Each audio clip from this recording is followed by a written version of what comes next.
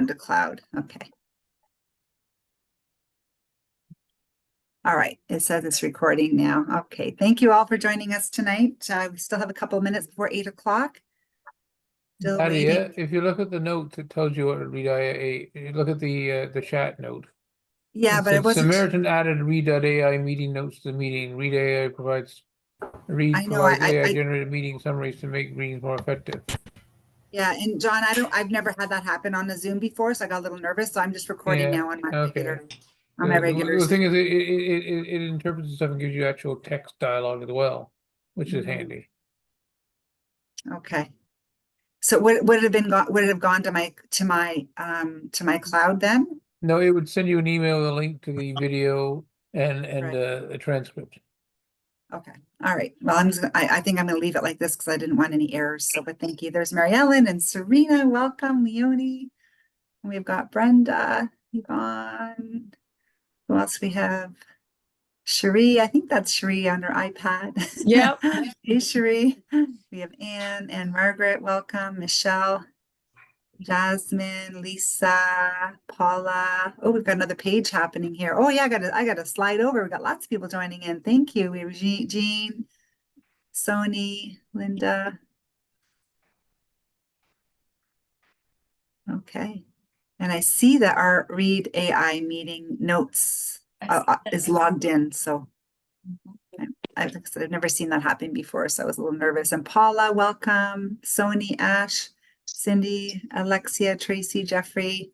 Fantastic. Great to see you all and have you all here. Got more people joining in.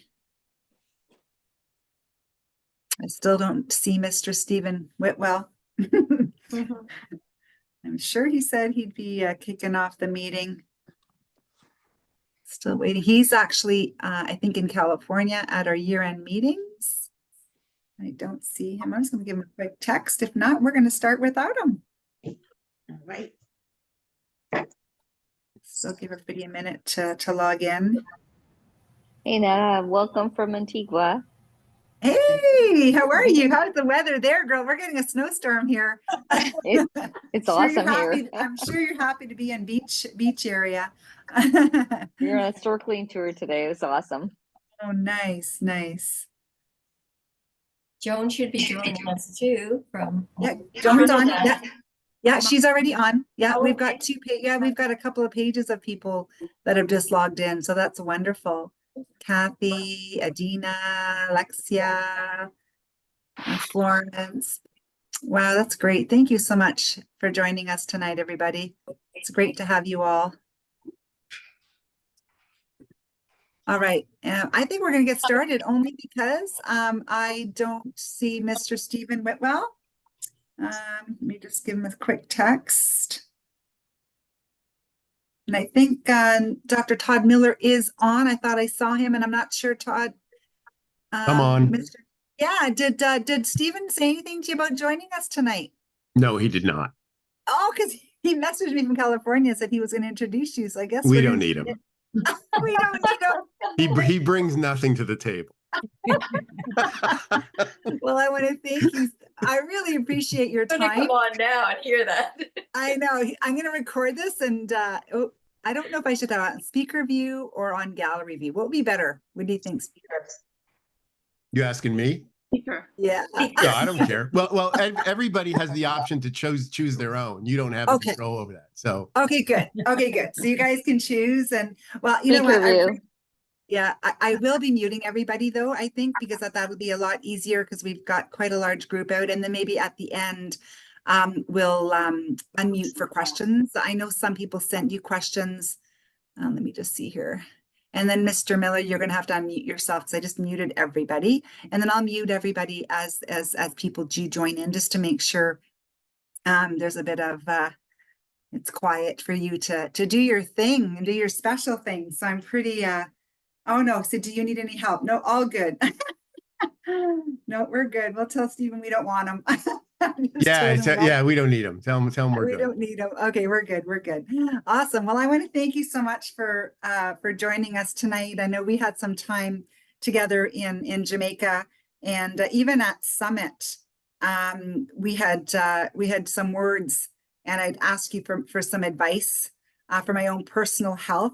And it was interesting because some of you know that I work out a lot. I've been really trying hard to take care of myself, but over the last few years, I found it a bit of a struggle, and not that I was overweight, but just carrying around that little extra weight around the belly area and the back area. And anyways, we had a great chat, and I made some of those changes, Mr. Miller, that you kind of suggested. And I even told my mom, I went back to my mom, I said, Mom, Dr. Todd Miller told me not to listen to you. This is one time that he told me not to listen to your mom. I don't know if you remember telling me that, but because my mom was always worried, oh, you're lifting too many weights, you know, you're going to be 60 in a couple of years, you shouldn't be lifting that many weights. And then, you know, when you told me, no, you got to keep lifting weights, more weights. And anyways, I've been really, really good with my regime. I've dropped about 14 pounds since last year. And a lot of people, it was hidden. You couldn't really tell, but I hid it kind of everywhere. And the changes that I've made are amazing. So I really hope that you can help people understand just the benefits of good quality protein, healthy eating, and what we can do to have better body composition. I know your expertise is, we're still looking forward to hearing from you. And thank you for joining us tonight. So maybe give everybody a background on how you even came upon Neolife. Okay. Yeah, I'll give you my background. So, well, it's kind of a long story. I was, back in the day, very long time ago, I was a strength and conditioning coach at Texas A&M. And I worked with a guy there who ended up ultimately leaving and working for a direct nutritional company, a different one. And that was the one that Whitwell and Ashley worked for. So during that period, this guy that I had known from Texas had been working for this company for a few years, and they were looking for somebody to be on the advisory board. And they reached out to me and asked if I would be interested. And I really sort of wasn't really that interested. But ultimately, after looking at the company, I decided it was something to do. So that's really how I got involved with direct selling, sort of. And it was basically in the same capacity that I am now. I was a scientific advisory board member for this company. And I was on the board for about maybe 8 or 9 months. And during that time, I would attend events, you know, company events, just like Impact Summit, those kinds of things. And I got to hear the stories of who were promoters, who were doing very well with that company. And I actually saw a really good business opportunity and decided to step off of the scientific advisory so that I could pursue building my own team and creating a business out of it, which I did and did very well. But ultimately, some things happened with that company that changed the compensation plan, and it just wasn't a good fit anymore. And I just decided I was going to be out of that. And that was, I don't know, maybe 5 or 6 years ago. But since that time, Stephen Whitwell called me one day and said, hey, you know, I've been working with this company, Neolife, and we're looking for somebody to sit on the advisory board. Would you be interested? So I didn't, you know, I was interested because I knew Whitwell very well, and he and I had become very good friends, and I very much trusted Stephen. So when he told me about Neolife, I believed him. So I looked into it, and you know, I decided to get involved. The things that stood out to me about Neolife that were different from these other companies is really the role that the SAB. So I'll give you an example. During the time that I was working for that old company and the time I worked for Todd, Neolife, just so that you know, sometimes your sound sometimes is coming in and out a little bit. I don't know if it's your computer or if maybe I'm just moving away from the mic. Okay, there you go. Is that better? Yeah. Okay, I'll just stay here. So, Okay. So during that time when I was working for the old company and when I was working for the new company, for Neolife, I was approached by this other company, and they said, hey, do you want to be on our board? And without going into too much detail about it, I decided that I would. And they came to me one day and they said, we want to create a ketogenic friendly post-workout recovery drink. Okay, now let me tell you a little background about why that's a problem. So a recovery drink, just by definition, what a recovery drink is designed to do is replace the carbohydrate that you burn during exercise. That's what it's designed to do. Now, this company had a lot of people who were doing keto in the company, and they wanted a recovery drink that was keto friendly.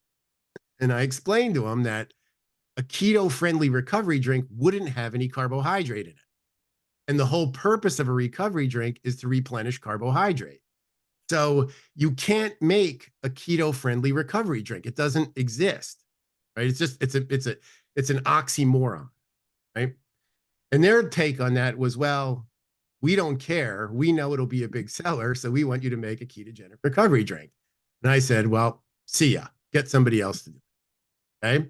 So the thing is, the thing that makes Neolife different is, that is what I would consider a marketing-driven company, right? Not an evidence-driven company. And this actually just happened where marketing at Neolife basically made some decision. And yes, it came to the SAB. We found out about it. And we're like, no, you can't do that. And immediately that was taken off the table. Okay. So at Neolife, when the SAB says this product isn't going to work, or this isn't legit, or we shouldn't do this, the company just listens to us and believes us. Okay. Other companies don't operate that way. Okay. So for most other companies, I think the SAB, and this has been my experience, the board serves more as they just want your name, right? They just want to put your name on the company. They just want to say, these people endorse us. And they often make decisions and just ignore what the SAB says. So I didn't have that experience with Neolife. Neolife was really good. They are really good about letting the evidence drive the products. And this is another thing that I wasn't aware of, the role that Neolife's research played in development of the US RDAs back in the 50s and 60s. So there's a history of Neolife that is evidence-based and science-backed that these other companies don't have. So when I saw that, and when I saw that Stephen and Ashley decided to get involved, and I felt really good about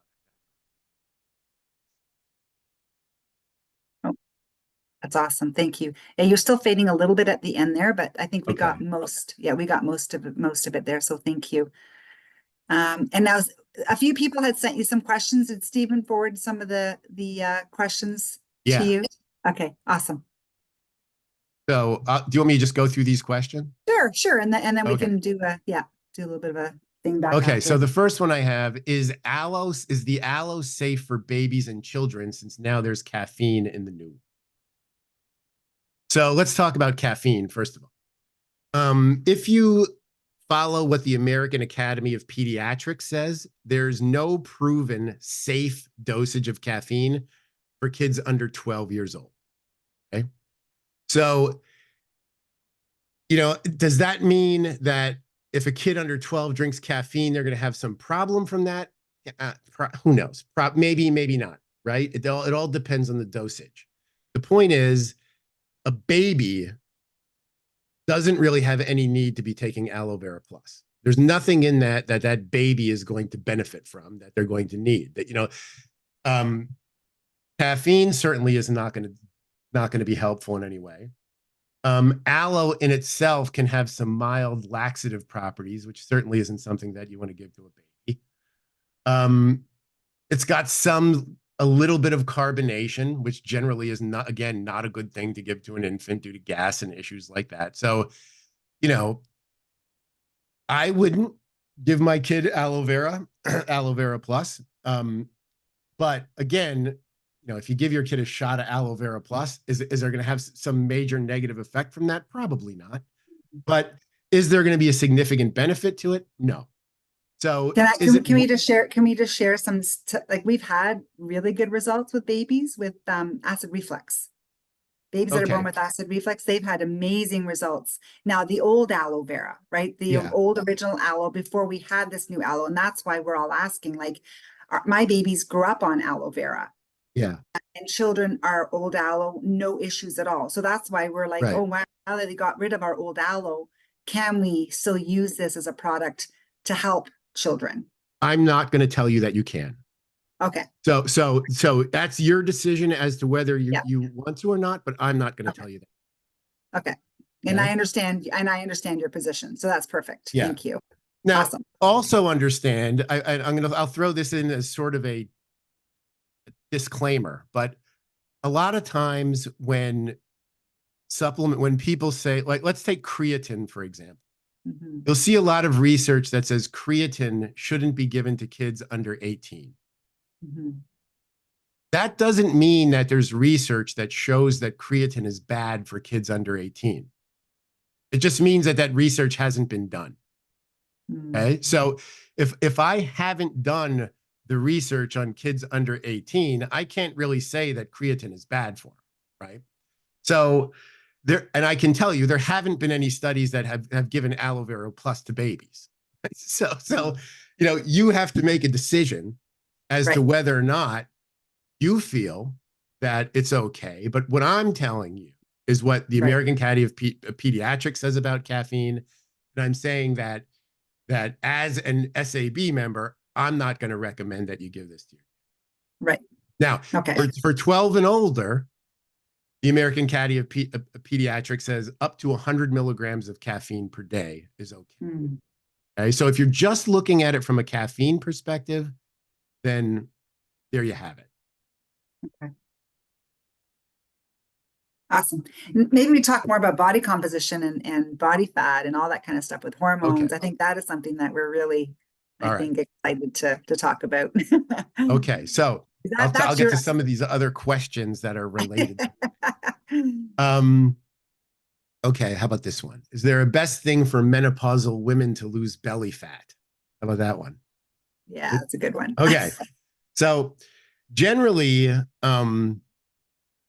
what happens around menopause is you basically have hormonal changes that result in changes in your metabolism. And as a result of that, that leads to an accumulation of fat. If you go and look into this, you will find what, the usual suspects are: diet and exercise, right? They will tell you that you need to decrease, they'll just basically give you the generic prescription for fat loss, right? Which is decrease your caloric intake and increase your activity. If you are experiencing fat gain due to hormonal changes, then increasing your activity and modifying your diet will be just as ineffective as they always are, right? It's not going to do a whole lot unless you get extreme, which most people aren't going to. If you really have hormonal issues that are causing these changes, then you have to address the hormonal issues, right? So we know that estrogen replacement is a thing. We know that thyroid hormone replacement is a thing. Testosterone replacement is a thing, right? So all of these things, if you don't fix the hormonal situation first, then you're really just in a situation where if you thought diet and exercise was difficult before, now it's just going to be more difficult. So, I mean, and how many people do you know that say, once I hit menopause, I just started gaining fat and I could never get rid of it, never lost it, couldn't get rid of it? Well, if your metabolism is slowing, then you're burning fewer calories. And the only way you can address that is to eat less. Well, that only goes so far, right? You can only eat so little. So, how do you rev up the metabolism is really what we're getting at. So, first thing you need to check is have your thyroid checked. Make sure that your thyroid optimized. Because if your thyroid's not working right, your metabolism is going to be running slow and you're never going to be able to get in a calorie deficit. You're just not going to be able to burn calories. So And we know menopause is caused by hormonal changes. So you have to go look at the hormonal issues. And once those hormonal issues are figured out, then you're really just, again, then you're just back to the situation. Well, how do I lose fat? So, you know, I don't want for people to think that it's as simple as just modifying their diet and increasing the activity, and that's going to cause belly fat to go.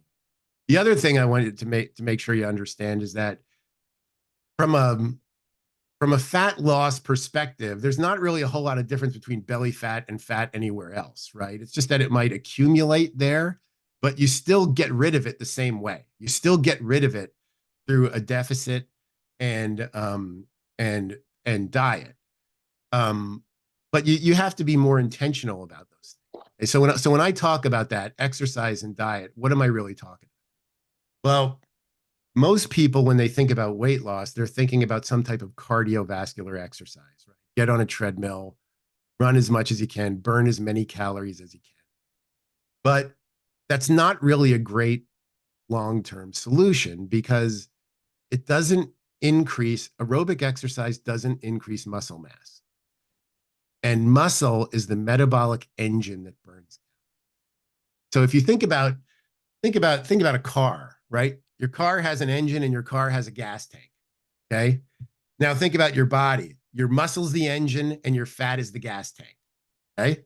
That's how it works.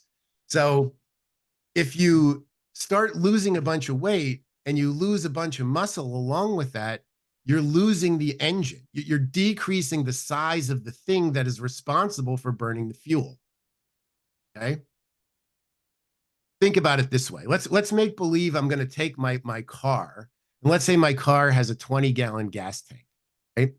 If I yank the engine out of the car and put a motorcycle engine in there, I'm going to have a really hard time burning through that 20 gallons of gas, right? Because the engine is really, really small. Well, that's what happens when you lose weight if a lot of that weight comes from muscle. So when you do your normal high cardio, a lot of dieting, a lot of the weight that you lose is going to come from muscle, which means the metabolic engine that burns calories is getting smaller, right? Which means it's becoming progressively harder to burn calories the more muscle you lose. Right? When you do a lot of aerobic exercise, one of the main adaptations is to lose muscle because you really don't need a lot of muscle to do aerobic exercise. Okay, so aerobic exercise burns a lot of calories while you're doing it, but it doesn't do anything to increase the metabolism. It doesn't do anything to increase the number of calories that you're burning at rest. That's what strength training does. So with strength training allows you to build the muscle, increase the size of the engine while decreasing the size of the fat, right? That means you burn calories faster, right? Now, think of the other analogy. Let's say I took a motorcycle gas tank and stuck it in my car. How often would I be filling that tank, right? I'd be stopping at every gas station I pass to try and fill that tank because the tank doesn't support the size of the engine. That's the situation we want to be in. We want an engine that is constantly burning calories that we constantly have to fuel. We don't get that by doing aerobic exercise. We do that by weight training. All right. So when you're talking about the weight training, then because some of the new programs that are out there, because I do a lot of resistance training, there's a bit of cardio that's involved while you're doing your strength training and conditioning, which is great, right? Because you still need your heart rate to get to certain fat burning, but you want to make sure your muscles are getting stronger at the same time. Don't worry about the heart rate getting into the fat burning zone. Okay, that will screw you up. Okay. Because to put it simply, the lower the exercise intensity, the greater the percentage of calories that come from fat. Okay? So like when I'm sitting here right now having a discussion with you, I'm burning more fat than I am carbohydrate. Right. Okay? Now, as soon as you start doing intense aerobic exercise, the more intense that becomes, the less fat you burn during that activity. Okay. And that's why people say, well, I don't want to work too intensely because then I'll leave my fat burning zone. Forget that logic. But what you care about is not whether you're burning fat. What you care about is how many calories you're burning during that exercise. Okay? So let me put it another way. If you gave me the option and said, do you want to burn 500 calories and have it all come from fat, or do you want to burn 600 calories and have it all come from carb? I'd take the 600 calories from carb. Okay? Because what drives body fat losses are how big your calorie deficit is, not what you're burning during the activity itself. So the fuel that you're burning during the activity is irrelevant to how much fat you're going to lose over the course of the day. The only thing that matters is how big is the calorie deficit at the end of the day. Okay. And how does protein play a part in this and building muscle? So let's talk about how protein works here. Think of your muscles as a construction site. Okay? If you've never heard this analogy. So let's make believe your muscle's a construction site. And let's make believe that on that construction site, you're building a big brick house. Okay, and let's make believe the brick house represents your muscle. So I need bricks to build that house, right? Protein are the bricks. Amino acids are the bricks that build the house. So when I'm eating a hamburger, I have fats, I have carbs, and protein from that hamburger that are all heading towards the muscle, right? The protein represents the bricks that build the muscle. The fat and the carb represent the workers that put the bricks together. Okay? So energy, the energy to do work does not come from protein. It comes from fat and carbohydrate. Okay? So you can use protein for energy, but the body doesn't want to do that because if you're burning your protein for energy, you don't have any bricks left over to build the house. Okay? So again, think about this constant flow of protein, carbs, and fat coming into the muscle. The carbs and fat provide the energy to assemble those proteins into the actual muscle itself. Now, let's say I go on a diet where I dramatically decrease the amount of protein that I'm eating. Okay? Now, what is happening at the level of the muscle? The carbs and the fat are still trying to build this muscle, right? But if I don't have any protein coming in, what do you think happens? The protein, the carbs and the fat don't just stop, right? The carbs and the fat will still try and build that muscle. But if I don't have dietary protein coming in, where do you think they get the protein to build the muscle? They get it from other muscle. So muscle is constantly being broken down and it's constantly being resynthesized. So if you don't have this constant influx of dietary protein coming in, my body is going to break down muscle from my legs, break those amino acids up and send those amino acids to my arms in order to build muscle in my arm.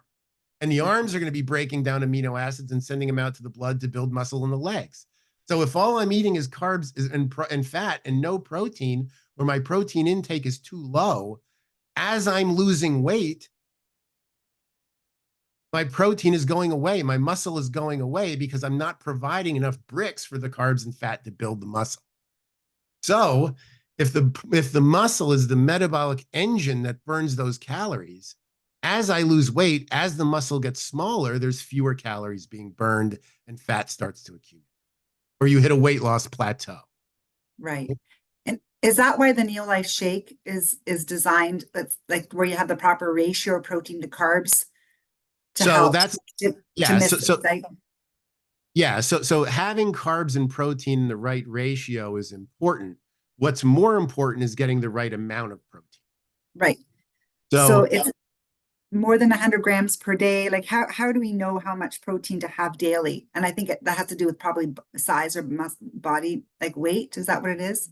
It does. So I will tell you that here in a second. So somebody asked the question about what are the body types and how much protein does each body type need? Well, let's talk about the body types first. So there's this old classification scheme which generally says there's 3 body types: ectomorph, endomorph, and mesomorph.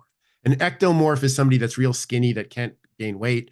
A mesomorph is somebody that's athletic and muscular, and an endomorph is somebody who has more fat, like a pear-shaped person. That classification system, people aren't broken up into discrete body types like that. It's more of a continuum of how much muscle do you have and how much fat do you have, okay? And generally, your protein, the amount of protein you eat, should be dictated by how much muscle mass you have. Right? Because remember, I said when you eat protein, it gets broken down into amino acids, and those amino acids go to the muscle. Okay? The only role that protein has is rebuilding those tissues. So if you don't have a lot of muscle, then there's no need to eat a lot of protein, right? The protein should be scaled based on the muscle that you have.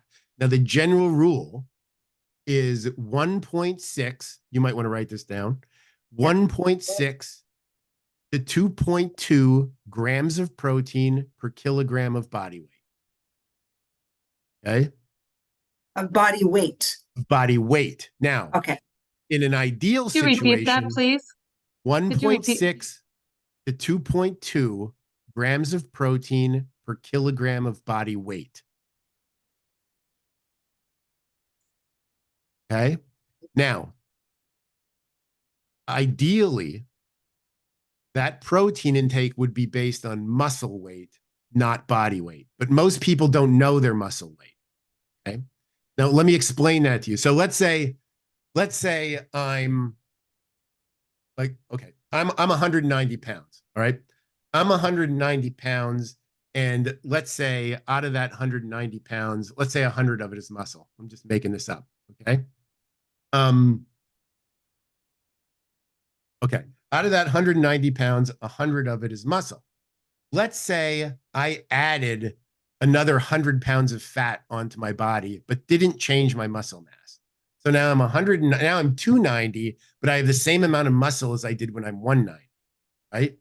I don't need to eat more protein to feed that extra 100 pounds of fat that I put on, right?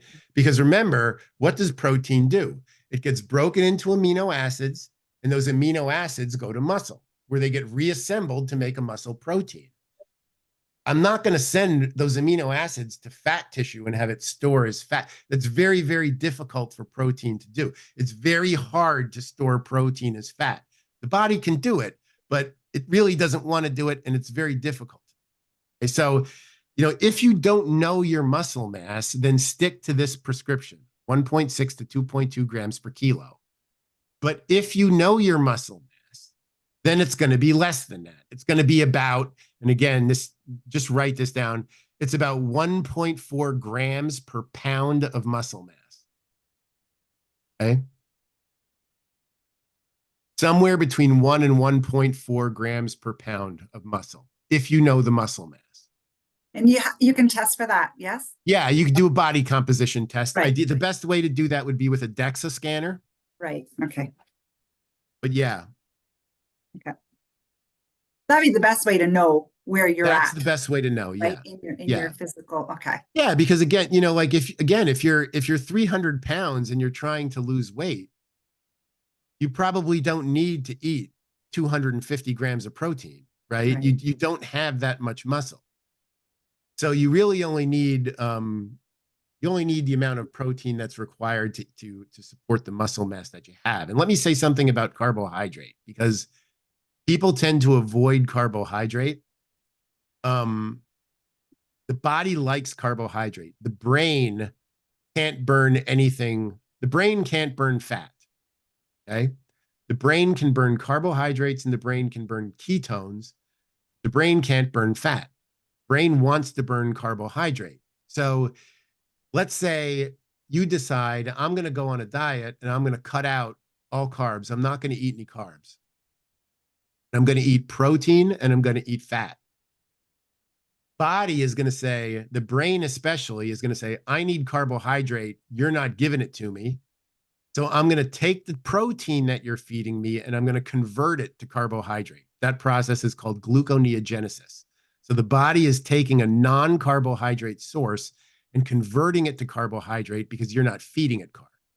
The problem with this situation is now your protein intake is inadequate because your protein is being converted to carbohydrate, and now you don't have enough protein to support the muscle.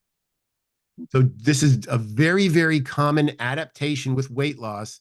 Most of the time, when you see somebody lose weight, 20 to 30% of that weight comes from muscle mass. Okay? That is 100% preventable in most cases. Okay? You should not lose muscle during weight loss. Everybody says it's perfectly normal. It happens all the time. And really, the reason people say it's perfectly normal is because they don't know how to prevent it. Okay? But it's absolutely preventable. It's preventable by eating high protein and doing weight training. And that's how you prevent it. Okay? But that's not what we ever hear. What we hear is cut your calories and do more cardio. That's how you lose weight. That's a great prescription for losing muscle. And one of the strongest predictors of whether or not you will regain fat after you lose it is how much muscle you lose during your weight loss intervention. Okay. So if you want to guarantee your weight comes back, lose muscle during your intervention and it'll come back. Okay. What would you consider be good proteins to consume during the day and carbohydrates? Like what would be a good carbohydrate? Because I know sometimes okay. The easiest way to make sure that you're eating good carbohydrates is just avoid processed carbs. Just avoid processed foods. That's it. A study just came out in the United States that I think it said something like 73% of all the calories in a grocery store are ultra processed foods. Okay. An ultra processed food is a food that has more than 5 ingredients, and they have ingredients that you wouldn't be able to, they're basically foods that you couldn't replicate in the kitchen. Right. So for example, I couldn't make a Pop-Tart in my kitchen. And you guys know what a Pop-Tart is? Oh, yeah. Pop-Tarts in Canada. Right. I couldn't make a Pop-Tart in my kitchen. It's ultra processed. Okay? Yes. So, you know, there's an example where most processed carbohydrates are going to be lacking in fiber. They're going to be relatively simple sugars that are very easily processed, and you can eat a lot of them. So the thing about ultra processed foods is the more processed a food is, the less satiating it is, the less filling it is. So you will generally just eat more. The more processed food is, the more you will eat. So, you know, if you take 500 calories of Coca-Cola, that's not going to fill you up like 500 calories of rice would, even though both of those foods have 100% of the calories from carbohydrate. Okay. And protein, like what proteins? I know you gave me some suggestions for protein during the day. What would, like, other than Neolife Shake and the sport protein? I do that twice a day. I do the Neolife Shake in the morning. I do the sport protein in the afternoon. I'm eating more egg whites. That's the way, and chicken. That's how I'd increase my protein. But some people those are the usual suspects, and those are the good options. So generally you want to look for lean proteins, right? So for example, like you'll hear people say peanut butter is a good source of protein. It's a terrible source of protein, right? It's a wonderful source of fat that happens to have a little bit of protein in it, but it's not a good source of protein. Right. You know, if you think about it, a serving of peanut butter, which is 190 calories, 2 tablespoons, I think has something like 5 or 6 grams of protein in it and 190 calories. Whereas, you know, 150 calories of egg whites might have something like 25 or 30 grams. Right. Okay, so essentially what you're looking for are lean proteins, right? Which are egg whites, Greek yogurt, cottage cheese, chicken breast without the skin, Even dark meat chicken without the skin isn't bad for you. Pork tenderloin is a very good option. So yeah, unfortunately, with protein, you're going to get bored. There's just because there's not a lot of lean protein sources, right? If you were trying to get protein from ribeyes, you wouldn't get bored, but you'd also be getting 1,000 calories of fat every time you ate the ribeye. So that's not really a great option. And someone said red nuts or ground nuts. Like I know that was one thing I backed off because you said even nut butters and nuts are higher in fat. Any nut is high in fat. So I reduced that as well. And I find all these little changes, Todd, have made a huge huge difference in my body composition literally since I talked to you last July. Also, someone just asked, so how does that work when you build muscle? How does Serena just asked when you don't move? How does that? Maybe explain that a little bit more about how you're burning calories. What do you mean when you don't move? Well, you're saying if you lifted weights and you're building muscle, you said you burn fat when you're not. Yeah. So if you think about all the calories you burn in the day, so let's say I burn 2,400 calories a day. We'll just make it simple. Let's say I burn 3,000 calories a day. And let's say all I do is I don't know, get up and sit in this chair. I wake up, I come and sit in this chair all day, and then I go to bed, right? And I burn 3,000 calories throughout the day. About 70% of my total caloric burn is just my resting metabolism keeping me alive. 70%. Okay. So, let's say my resting metabolism is around 100 calories an hour, which it is. My resting metabolism is about 2,300 calories. Okay. So that means that if I were to just wake up and sit in a chair and not move in the 24-hour period, I would burn 2,300 calories. Okay. The amount of calories that you burn at rest is directly related to how much muscle mass you have. Remember, it's no different. Look at it this way. Remember the car and the motorcycle analogy. Let's say I have a car and a motorcycle both idling in the driveway, right?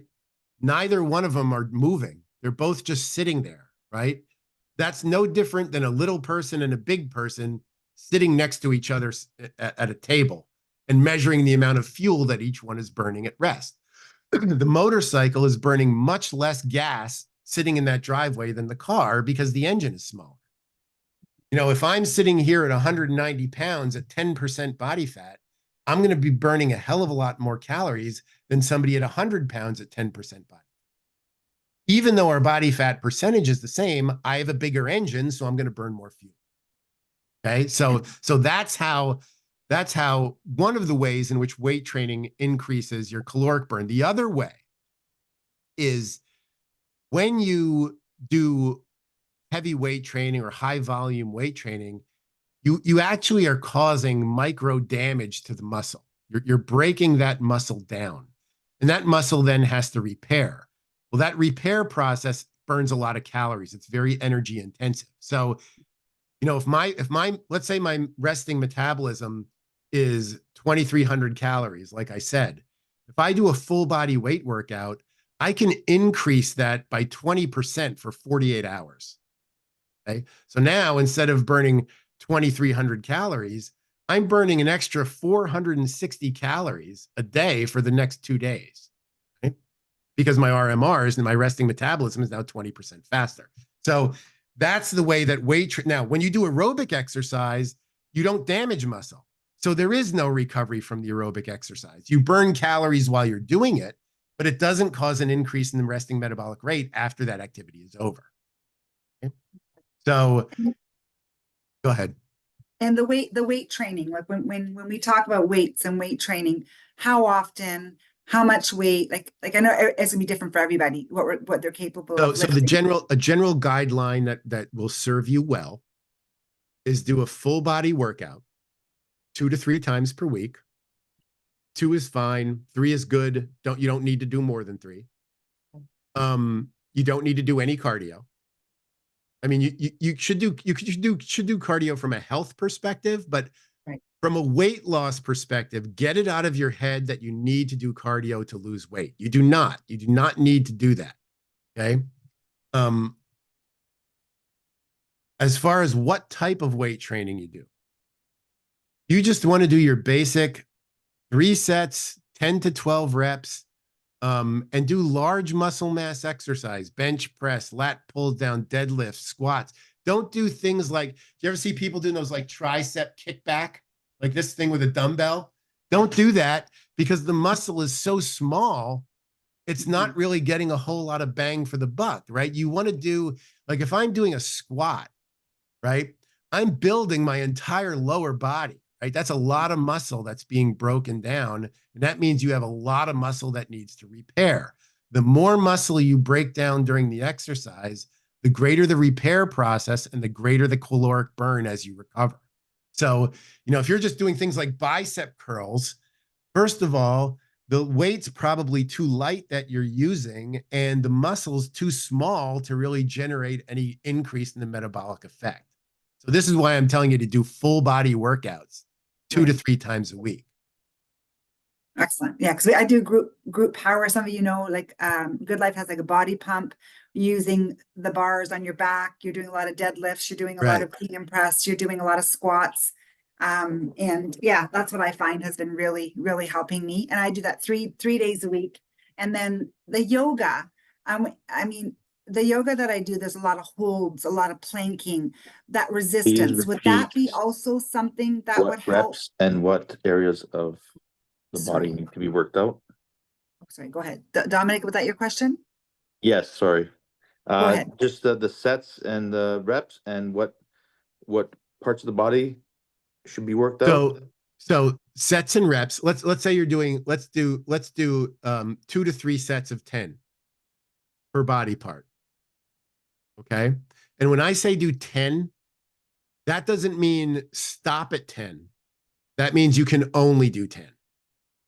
Okay. Like don't pick a weight that you can lift 20 times, but then only move it 10 times. That's not doing anything. Pick a weight that you can only move 10 times. Okay. You're actually struggling. Yeah. Like you can't get the 11th. You can't get the 11th. Okay. And then you're just going to do about 2 exercises per body part, 2 chest, 2 back, 2 shoulder, 2 leg. That's it. That's all you need to do 3 times a week, 2 to 3 times a week. So shoulders, legs, bench press, squats, and what else did you say? Arms? Back. Oh, back. You don't need to do arms. Okay, so back, legs. Back, shoulder, chest, legs. And chest. You're technically doing your arms when you're doing all of those, actually. It's kind of there, right? So yeah, you don't need to do dedicated arm work like bicep, tricep work. You don't need to do that. Large muscle mass exercise. And when I say large muscle mass, the easiest way to think about that is how many joints are moving during the activity. So let's say I'm doing a leg extension where I'm sitting there just sticking my legs out. You've all seen these machines, right? I'm only moving at the knee. So the only thing that's being trained is the quadricep. If I'm doing a squat, I'm moving at the ankle, the knee, and the hip, right? That's 3 joints that are moving. So there's far more muscle. There's a far greater number of muscles involved in the squat than there is in a leg extension. Okay. Excellent. Thank you. And whey protein. I know there's a lot of like proteins out there that the quality of the whey isn't the greatest. I know the Neolife whey is a really good quality. Which, like, do you have anything to say about whey? So whey, first of all, whey is very expensive. Okay. So from a manufacturing perspective, if all I care about is making money, there are a lot of things that supplement companies do in the protein arena to sort of dupe the customer. I'll give the classic example. I'll give you the classic example. Does anybody know what nitrogen spiking is or protein spiking? Have you ever heard this term?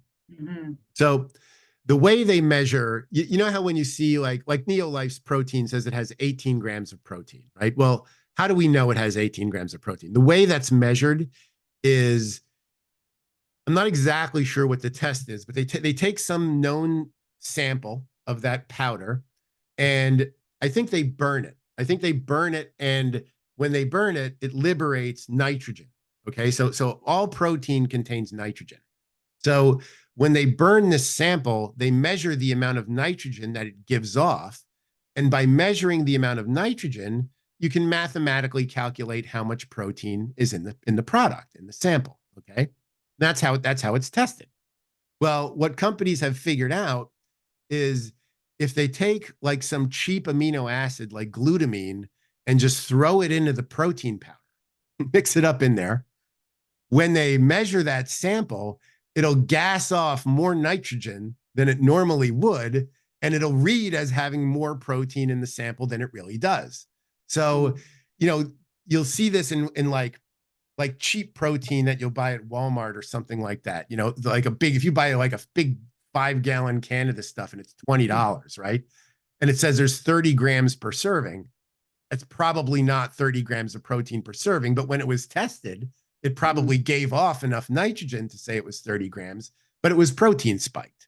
And you can actually see this. Like if you buy chocolate protein, obviously you can't see it in vanilla, but if you buy chocolate protein, you can often see like white powder in it that you don't know what it is, right? It's not in the ingredient list. That's usually an indicator that it's some type of protein spiking. Now, the thing is, there's no like protein police that goes around and says, hey, you guys nitrogen spiked, right? There's nobody that regulates that kind of stuff. So I can tell you that at Neolife, obviously we use the best whey sources that we can find. When that's influenced by the milk source that it comes from. If you have cows that are treated crappily, you're going to get crappy milk and you're going to get crappy protein, right? So a lot of it is just the manufacturer has to be responsible enough that they're going to go out and use high quality protein sources. But that's just up to the manufacturer. So, if I'm solely interested in making money, I'm going to find the crappiest whey I can find. It's probably going to come from another country. And I'm going to make my product with that. Or I can spend the money and I can buy really high quality protein whey and I can use that. And that's what Neolife does. So, now you can't, like I said, you can't prove that. There's no way that I can call Optimum Nutrition and say, hey, where does your protein come from? They're not going to tell me, right? So, you just sort of have to take the company's word for it, unfortunately. So, but this is where I think it's important to look at the reputation of the company that you're in. Right. I mean, I'm pretty confident working with Neolife that, I know that the protein is legit. I know it's viable. I know they're going to use the best protein available. I don't know what other companies do. Right. And what about blood sugars and blood pressure and that we kind of shared that we were going to talk a little bit about that. How does the reason I wanted to talk about those things is because we were talking about metabolic health and the way metabolic health objectively is measured is by looking at waist circumference, blood glucose, cholesterol, blood pressure, and I can't remember what the fifth one is. There's 5 things that we sort of look at. And one of the things that, and when we say metabolic health, what we're really talking about, and you'll hear people are starting to throw this term around a lot, metabolic health. What we're really talking about is how adaptable the body is to the fuel source that you give it. So for example, let's say I'm burning a lot of fat at some given point in time, and then I'm going to chug a soda, which has a lot of sugar in it. Somebody who's metabolically healthy and metabolically flexible can very easily switch from burning fat to burning carbs and back and forth. Okay. You've ever heard the term metabolic inflexibility? That's what that means. Metabolic inflexibility means you can't switch back and forth between carbs and fat effectively. That's a marker for pre-diabetes, basically. So one of the things that is responsible for that shift from fat to carbs and being able to do that is how much muscle you have. Remember, like I said, muscle is the thing that's burning calories, right? So, exercise, whether it's aerobic in nature or whether it's resistance training, exercise improves metabolic flexibility. It helps the muscle be able to shift readily between carbs and fat. And that's really how we define metabolic flexibility. And more, there's more and more research. Every day, there's more and more research coming out looking at the link between muscle mass and the metabolism. Okay. This is why I know I beat the dead horse about weight training and protein, but it's critically important because again, we know that people usually lose weight through calorie restriction and cardio, which usually results in a lot of muscle loss. And again, one of the strongest predictors in weight regain is how much muscle did you lose during the intervention. Okay. So protect your muscle at all costs, and that will help with long-term weight loss and metabolic health. And even as we get older, right? As we age, right? It's especially as we age. So yeah, somebody asked the question, what's the difference between somebody who's 40 and somebody 60 in terms of what they should do? And they shouldn't do anything differently.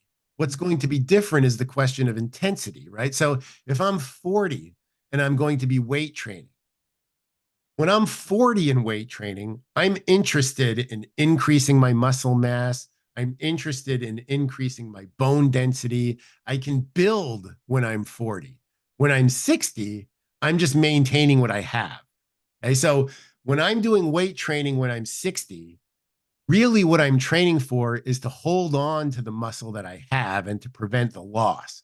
When I'm 40, right, I'm trying to build as much as I can so that when I'm 60, I have a high baseline to start from. Right. But as far as what you should do, everything's the same. The prescriptions are all the same.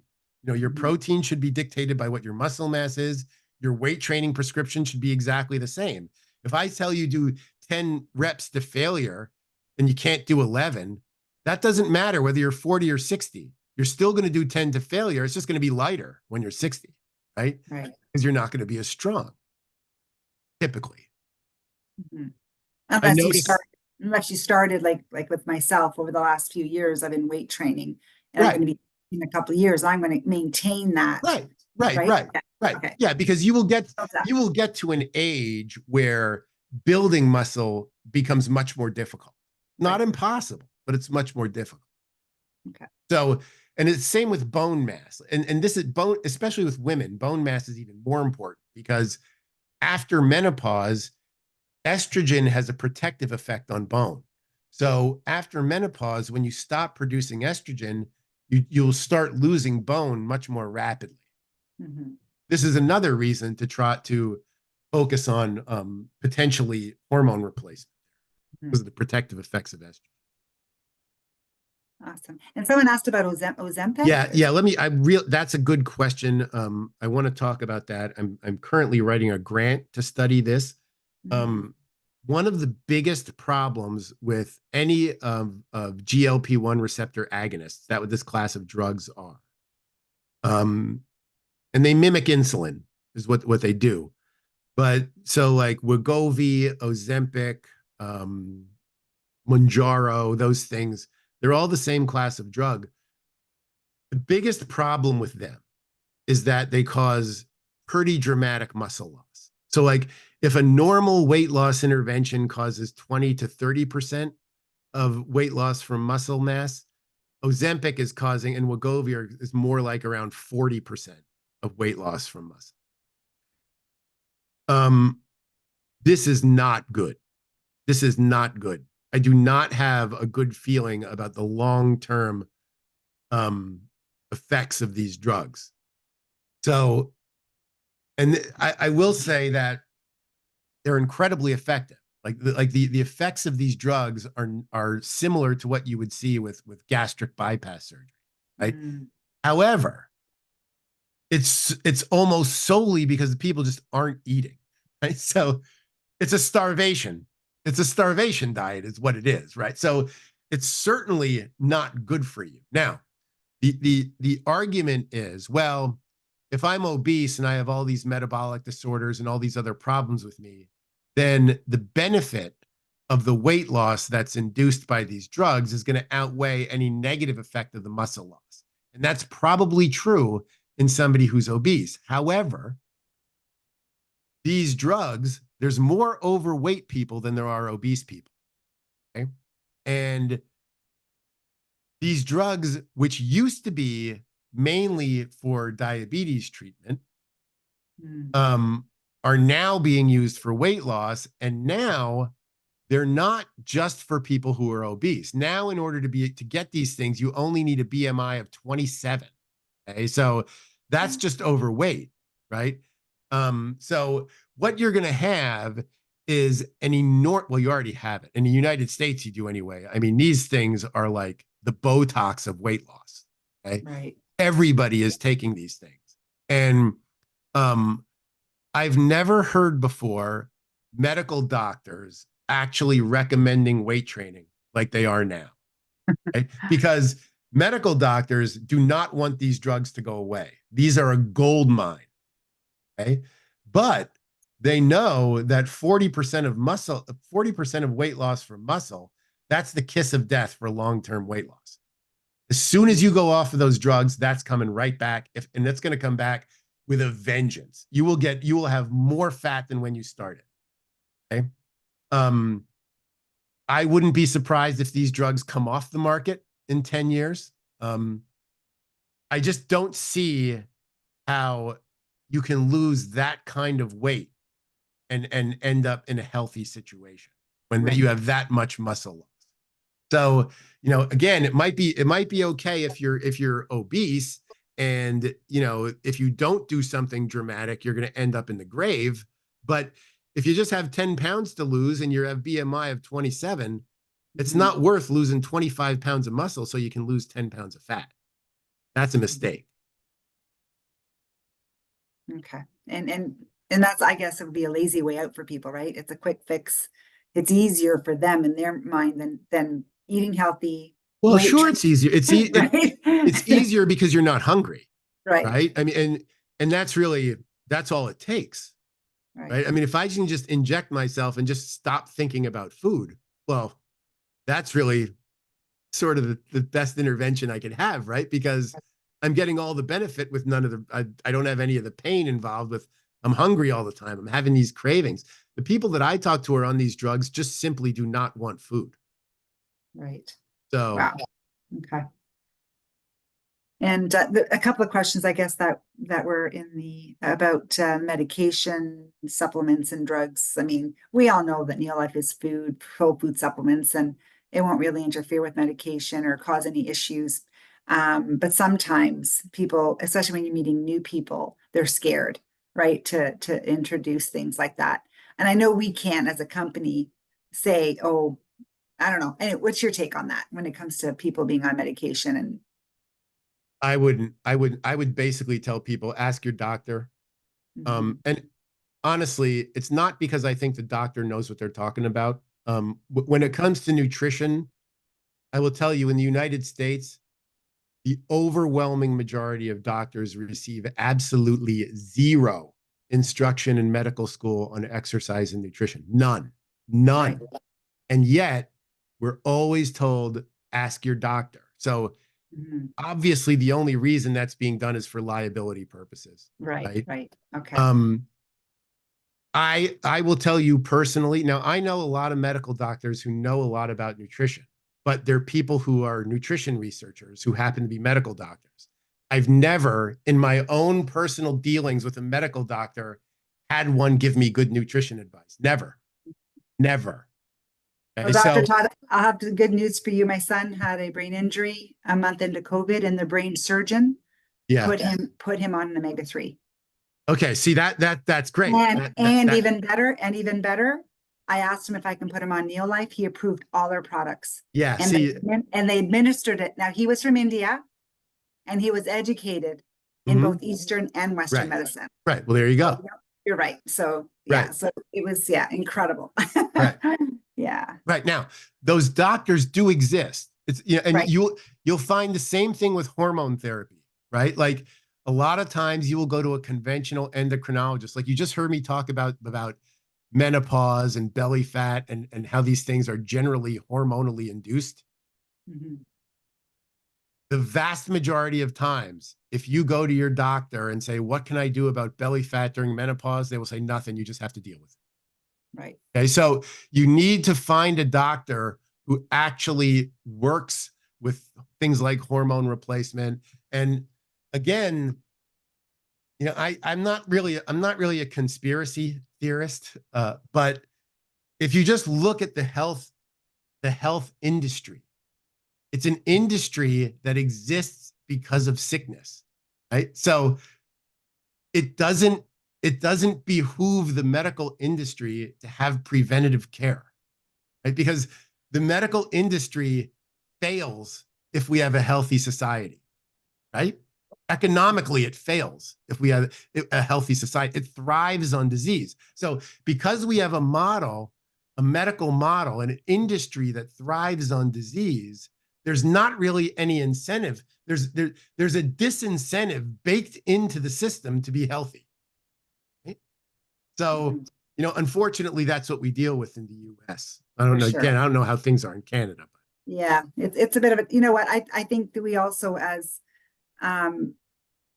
people looking at this, it's do our own research. Does it make sense? Common sense, food, whole nutrition, you know, it's something that we have to, you know, make a decision on our own. And yes, we need the medical field there for certain things, diagnose, help, but partner with us as opposed to just solely, right? And just quickly, just maybe just someone said, oh, does that mean I won't be able to gain any muscle after 60? I think that was an understanding. So that is not what that means. Yeah, that's what I thought. Okay. Yeah. So I will tell you that there have been studies looking at people who are into their 80s and 90s. And these are people who've never never trained before. Right. Those individuals will build muscle, will increase strength, increase power. The number one determinant of fall prevention in old age is lower body power. Right. How powerful is your lower body? That's the number one thing that prevents falls, right? And how do you increase lower body power? Weight training. Right. Okay. High intensity weight training. That's how you improve lower body power. So when I said when you're 60, you're really trying to maintain, what I'm saying is, let's say you start training when you're 40. You'll build a bunch of muscle and you will maintain that muscle. But once you get to 60, you're not going to gain more, right? You're going to start losing it eventually. If you've never lifted before and then you start weight training at 60, you will increase your muscle mass. It won't be as much as if you had started when you lifted when you were 40, but you will have some increase. Somebody's asking about osteoporosis. The way that you build bone mass, you're going to, no surprise, is through heavy weight training. Okay. The highest bone masses recorded on the planet are in elite powerlifters. Okay. World record squat is like 1,200 pounds. Okay. So the more weight that you lift. So remember when I said, just do those 3 sets of 10 and make sure you go to failure? The prescription, the exercise prescription that will build muscle will also increase your bone mass. You do not need to do something different to increase your bone mass, provided you're doing what I told you when it comes to resistance training. Right. Okay? Excellent. Thank you. I Awesome. have a question. Who is that? Sorry. It's Teresa. Hi, Teresa. Your question, yes? My question is I'm going through menopause.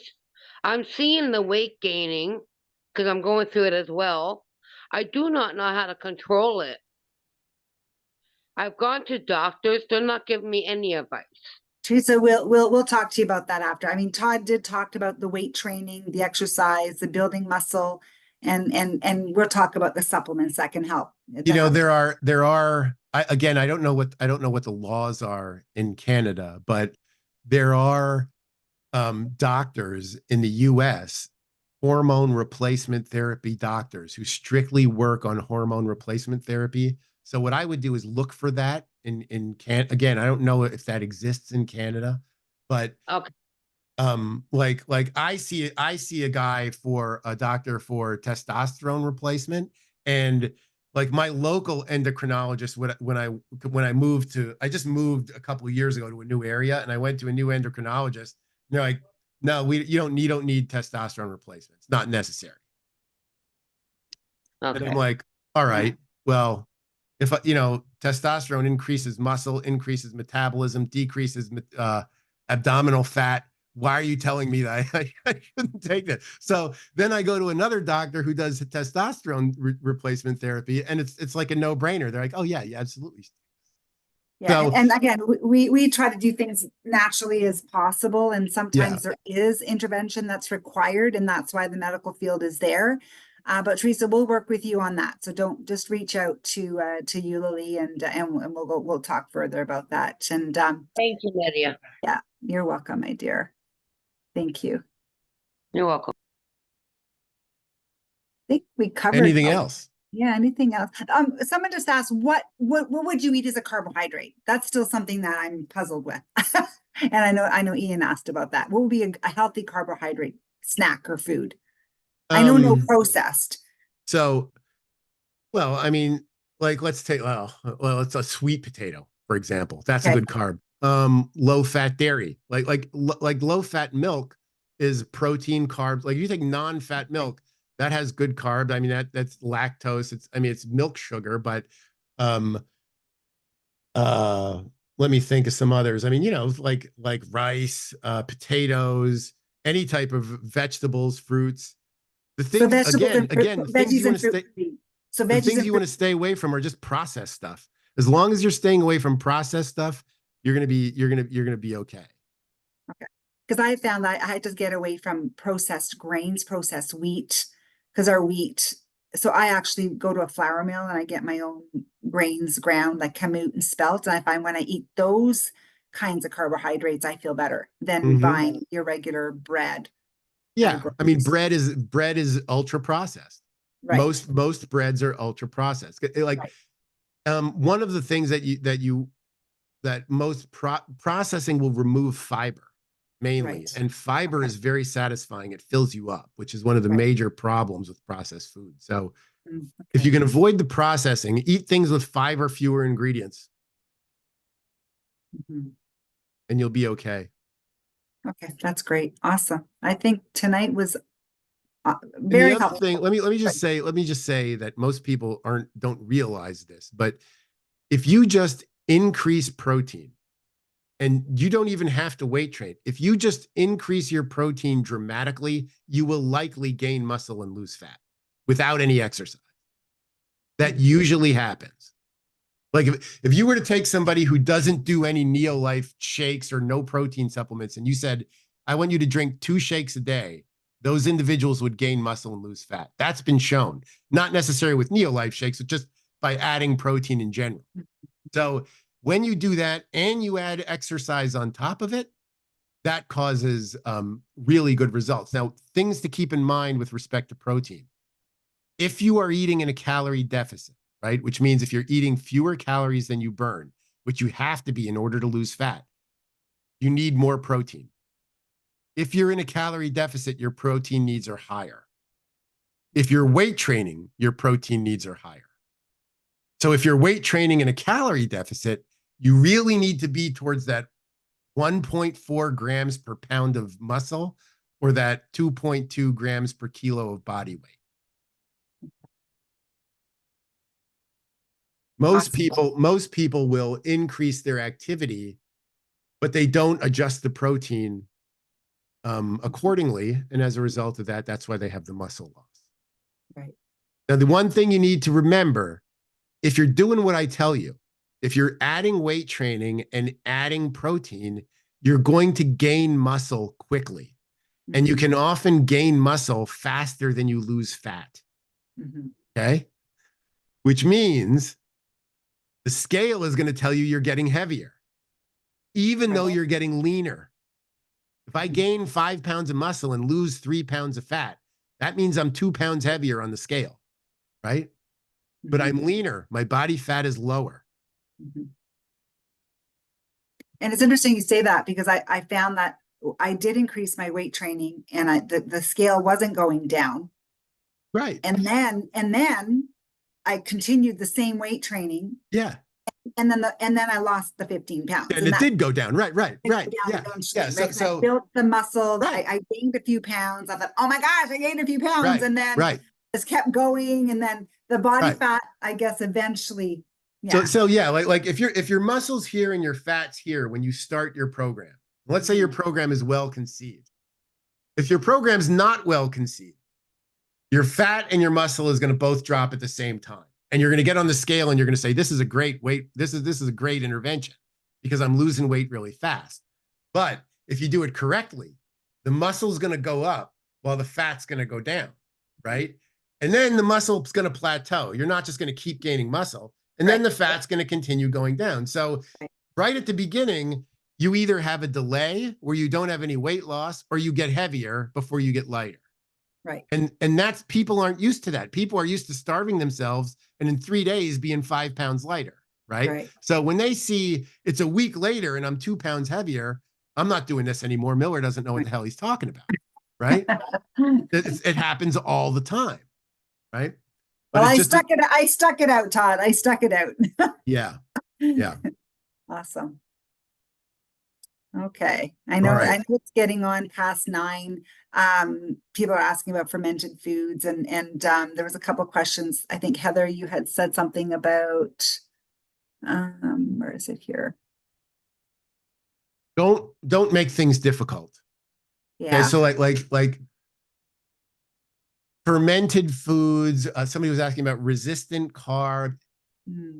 Unless you have some specific reason for thinking about those things, they're not terribly important in terms of metabolic health, in terms of body composition. They just aren't important, right? What's important is the protein, carb, fat distribution, your calorie intake, and what kind of exercise are you doing? Are you doing weight training or not? That's what's important. Right? Is the protein intake adequate enough to prevent muscle loss? That's what you need to do. That's what you need to concentrate on. Excellent. That's a great way to end this. I honestly totally appreciate everything that you've shared with us tonight. I think all of us, we're grateful that you joined the Scientific Advisory Board. I've been with this company for 33 years, Todd, and just having access to you guys. I remember I met Dr. Arthur first a month into the business, right? Wow.